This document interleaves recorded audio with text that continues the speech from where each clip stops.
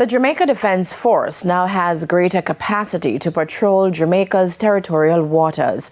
It follows the purchase of a new ship by the government. The vessel will also pay homage to one of Jamaica's national heroes. Dwayne Anderson reports.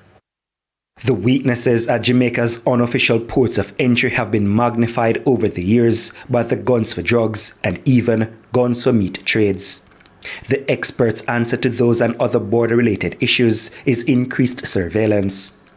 It is hoped the addition of the Marcus Garvey Jamaican ship to the country's naval fleet will help.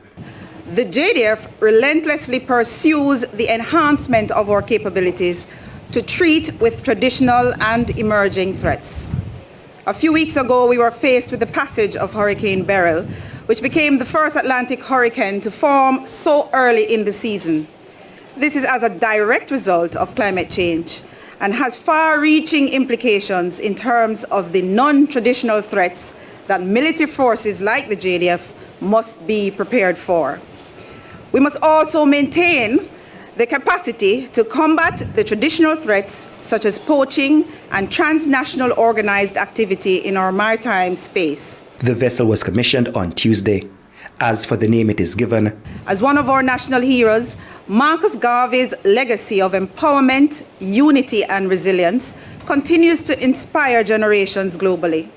His vision of self-reliance and his tireless efforts towards the upliftment of the African diaspora left an indelible mark on history.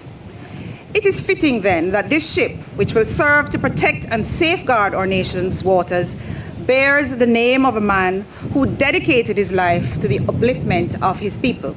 The location of the ceremony to commission the vessel Port Royal is not by accident. The area is primed for greater economic gains from marine-related activities, namely cruise tourism.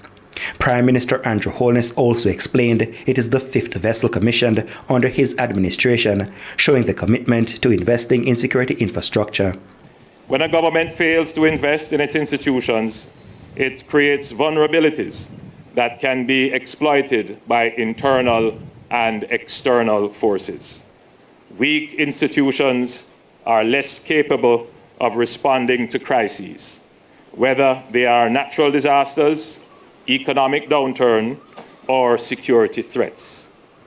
By any measure, we have made some of the largest investments in our institutions, including the JDF and the JCF. Dwayne Anderson, TVJ News. There was